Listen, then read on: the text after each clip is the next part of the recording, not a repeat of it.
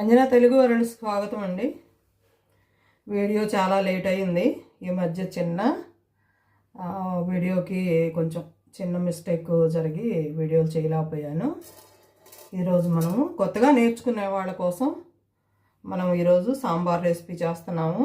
దానికోసం ముందుగా మనం కందిపప్పు ఉడకబెట్టుకొని పెట్టుకోవాలండి. మెత్తగా వండుకొని ఒక 4-5 విజిల్స్ వచ్చే వరకు మనకి ఇంట్లో ఎంతమందికి ఎంత కావాలో అంత దాన్ని బట్టి క్వాంటిటీ తీసుకొని ముందుగా సాంబార్ తయారు చేసుకుందాం. ఇందులో కొత్తగా నేర్చుకునే వాళ్ళకండి చాలా మంచి రెసిపీస్. అమ్మ చేతి వంట అంజనా తెలుగు వరల్డ్స్లో రియల్ ఫుడ్ ఉంటుందండి. చాలా మంచి ఆహారము. మనకు ఎంత కావాలో అంత ఫస్ట్ ఆయిల్ వేసుకుందాము. స్టవ్ వెలిగించుకొని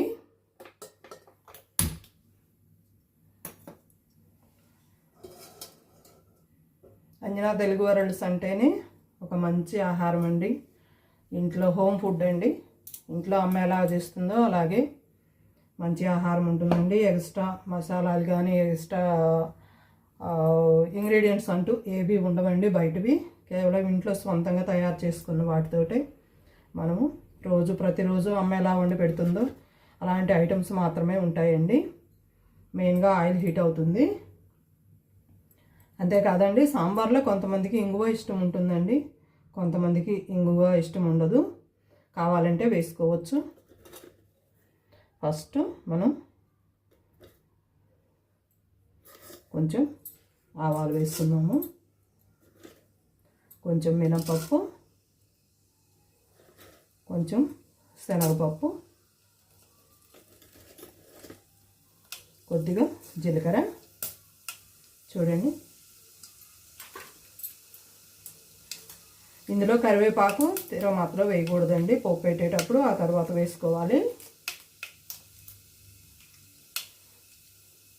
ఇలా 2 ఎండుమిరపకాయలు కూడా తీసుకొని వేసుకోండి.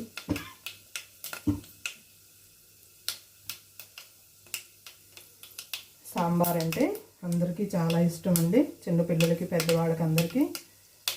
ఇందులో మీరు వెజిటబుల్స్ ఏం కావాలంటే అవి వేసుకోవచ్చండి. మొదటిగా మనం పచ్చిమిరపకాయలు ఇలా చీలికలుగా వేసుకోవాలి. తర్వాత క్యారెట్,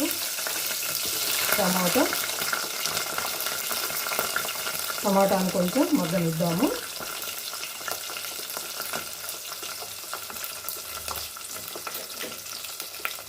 కొంచెం టమాటా మగ్గిన తర్వాత ఇందులో మునక్కాయ సీజన్ కాదు కదండి, మునక్కాయలు లేవు.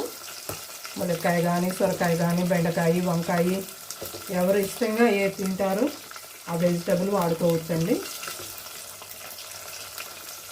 కొంతమందికి ముక్కలు వేయటం ఇష్టం ఉండదు, అలాంటి వాళ్ళు వేయకండి.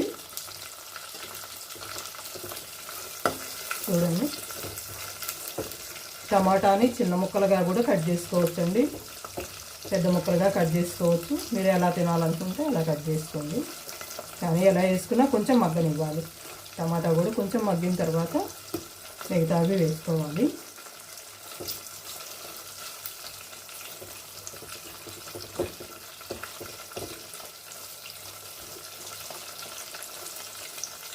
అంజనా తెలుగు వరల్డ్ చాలా మంచి రెసిపీస్ ఉంటాయండి. లైక్ చేయండి, సబ్స్క్రైబ్ చేయండి. మీరు ఎలా చేసుకుంటారో, మీకు కావాల్సిన ఫుడ్ ఏదైనా ఉన్నా కానీ నాకు కామెంట్ రూపంలో చెప్పండి. మీరు ఎలా చేసుకుంటారో, సాంబార్ మేము ఎలా చేసుకుంటామనైనా చెప్పండి. సాంబార్లో కూడా 2 విధాలుగా పెట్టుకోవచ్చండి. ముక్కల్ని ఇలా పోపు పెట్టి వేసుకోవచ్చు. కొందరు డైరెక్ట్గా పప్పులోనే వేసి అలా వేసుకుంటారండి. వంట 100 రకాలండి. ఒక్కొక్క ప్రాంతాన్ని బట్టి ఒక్కొక్క విధంగా ఉంటుంది. చాలా మంచి ఆహారము, ఆరోగ్యకరమైన ఆహారం అండి. కానీ కొంచెం గ్యాస్ ట్రబుల్ ఉన్నవాళ్ళు ఈ మధ్య కొంచెం పప్పు తినడానికి ఇష్టపడట్లేదు కానీ పప్పులో నెయ్యి వేసుకుంటే గ్యాస్ ఉండదండి. నెయ్యి అమృతం కదండి. మానవాళికి అమృతమైన ఆహారం అంటూ ఏదైనా ఉంటే అది నెయ్యేనండి. ప్రతిరోజు నెయ్యిని ఆ భోజనంలో కానీ టిఫిన్లో కానీ ఏదో ఒక టైంలో కొంచెం ప్రతిరోజు ప్రతి ఒక్కరికి శరీరానికి నెయ్యి చాలా అవసరం అండి. ఫ్యాట్ అంటారండి, ఫ్యాట్ మాత్రం నెయ్యి వల్ల ఉండదండి. మనకు ఆయుర్వేదంలో చూసుకుంటే నెయ్యి వల్ల ఫ్యాట్ ఉండదండి. బ్యాడ్ ఫ్యాట్ అనేది నెయ్యి వల్ల ఉండదండి, గుడ్ ఫ్యాట్ ఉంటుంది. అది శరీరానికి చాలా అవసరము. ముక్క మెత్తబడిందండి టమాటా ముక్క. ఇప్పుడు ఆలు, ఉల్లిపాయ కూడా వేసుకున్నాము.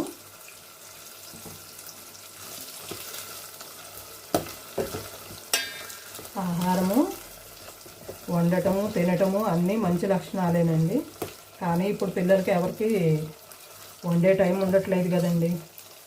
కాలేజీకి వెళ్ళటం, హాస్టల్స్లో ఉండటం, ఇంటి దగ్గర జాబ్లు వచ్చిన దగ్గర నుంచి వాళ్ళకు వండుకునే తీరికే ఉండదు.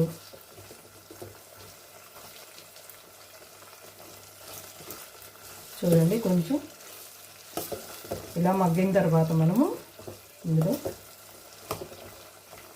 చింతపండు పులుసు కూడా వేసుకోవాలండి. సాంబార్ అంటే చింతపండు పులుసు కూడా ఉంటుందండి లైట్గా.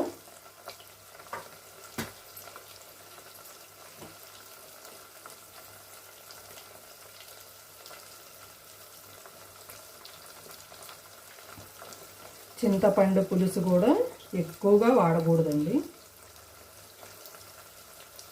మనము కూర ఎంత తీసుకుంటున్నామో దానికి మరి మించి చింతపండు పులుసు వేయకూడదండి, తక్కువగానే వేసుకోవాలి. చింతపండు పులుసు సాంబార్ని అవాయిడ్ చేయకూడదండి.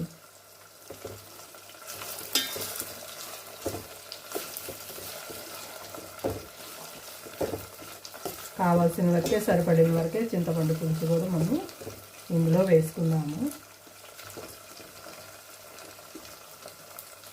చాలా ముఖ్యమైన, సాంబార్కు ముఖ్యమైనది చింతపండు పులుసేనండి.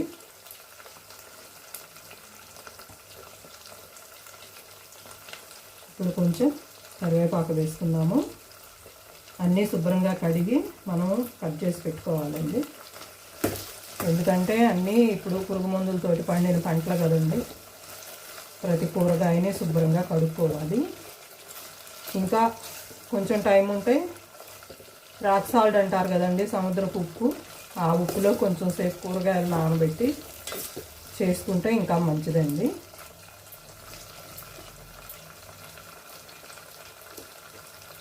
చూడండి, కొంత ఉడికిపోయింది. ఇప్పుడు కొంచెం చింతపండు పులుసు వేద్దాము.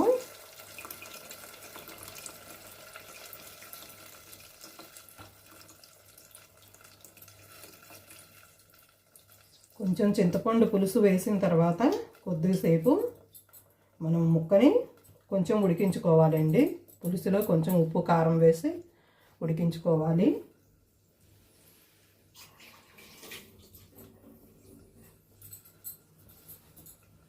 ఇప్పుడు ఇందులో కొంచెం మనం రాక్ సాల్ట్ అంటారు కదండి, అది వాడుకుంటే మంచిదండి.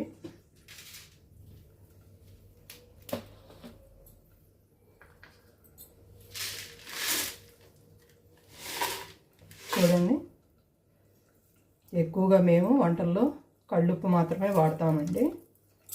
ఇదే ఎవరికైనా మంచిదండి ఆరోగ్యానికి. సాల్ట్ కొన్నిట్లో కరగదు కదండి, కరగని వాటిట్లో తప్పనిసరిగా సాల్ట్ వాడుకోవాలి. కరిగేవి ఉడికే కూరలు కానీ రసాలు, సాంబార్లు ఇలా వాటిట్లో కంపల్సరిగా మనం కళ్ళుప్పు వాడుకోవటమే మంచిదండి. ఇప్పుడు ఉప్పు వేసాం కదా, కొంచెం కారం, కొద్దిగా కారం. ఉప్పు కారము ఎవరి టేస్ట్ని బట్టి వాళ్ళు వేసుకోవచ్చండి. ఎక్కువ తినేవాళ్ళు కొంచెం, తక్కువ తినేవాళ్ళు కొంచెం, అట్లా చూసి వాడుకోవచ్చండి.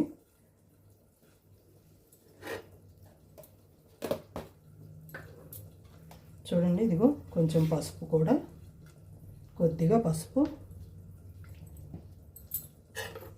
ఒకసారి మొత్తం ఇట్లా కలిపి పెట్టుకుందాము. ఎందుకంటే కొంచెం ఉప్పు ముక్కకి ఉప్పు పడుతుందండి ఇట్లా వేసుకుంటే. అప్పుడు ఆ ముక్క తినేటప్పుడు ఆ ఉండే టేస్ట్ వేరుగా ఉంటుంది. ఏ కూరకైనా కొంచెం ఉప్పు కారం పడితే ఆ ముక్క తినడానికి చాలా బాగుంటుందండి. కొద్దిసేపు దాన్ని మరగనిద్దాము. చూడండి, బాగా ఉడికిపోయింది ఇప్పుడు పులుసు.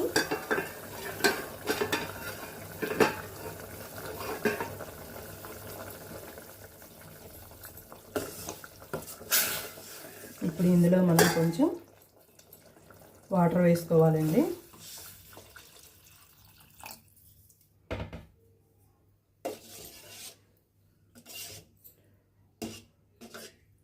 ఎందుకంటే పప్పు వేసిన తర్వాత నీళ్లు పోసుకోకూడదండి. ముందుగానే ఇలా వేసుకొని వాటర్ వేసి ముక్క టేస్ట్ చూసుకొని, ఉప్పు టేస్ట్ చూసుకోండి. ఒకసారి మీకు సరిపోయినట్టు అనిపిస్తే సరేనండి, లేదంటే కొంచెం ఉప్పు కారం సరిపడా వేసుకోండి చూసి. నాకైతే కారం కరెక్ట్గా సరిపోయిందండి, కొంచెం ఉప్పు తక్కువగా ఉంది. దానికోసం కొంచెం సాల్ట్ వేసుకుందాం.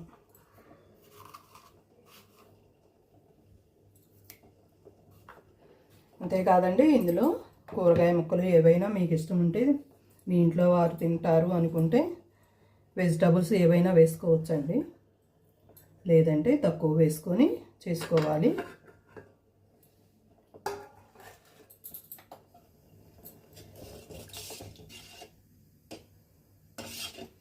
బాగా ఎక్కువ చిక్కగాను ఉన్నా బాగోదండి, మరి పలుచగా ఉన్నా బాగోదండి. సాంబారు చూసి వేసుకుంటే సరిపోతుంది.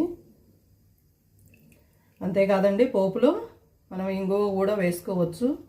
వెల్లుల్లిపాయ కొట్టి వేసుకోవచ్చండి కచ్చాపచ్చాగా. చెప్పాను కదండి, వంట 100 రకాలండి. ఒక్కొక్కరు తినే టేస్ట్ని బట్టి వాళ్ళు అందులో వేసుకోవాలని అనుకున్నవి వేసుకోవచ్చండి. మనకి టేస్ట్ రావటం ముఖ్యమండి. మీ ఇంట్లో వాళ్ళు ఎలా తింటారో అలాగే మనం వండుకోవాలి కదా. ఇప్పుడు మనం నీళ్లు పోసాం కదా,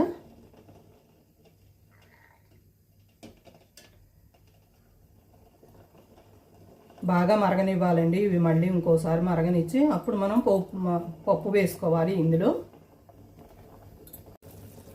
చక్కగా మరిగినాయండి, ముక్క కూడా ఉడికిపోయింది. ఇప్పుడు మనం ముందుగా వండి పెట్టుకున్నాం కదా పప్పు వేసుకొని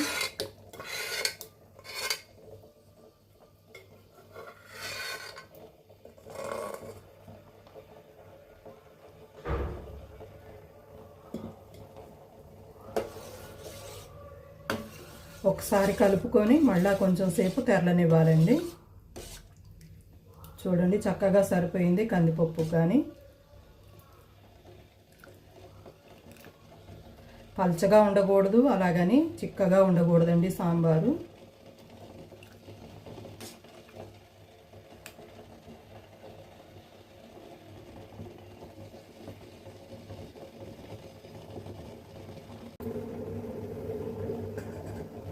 పప్పు వేసాం కదండి, బాగా మరిగిపోయాయి.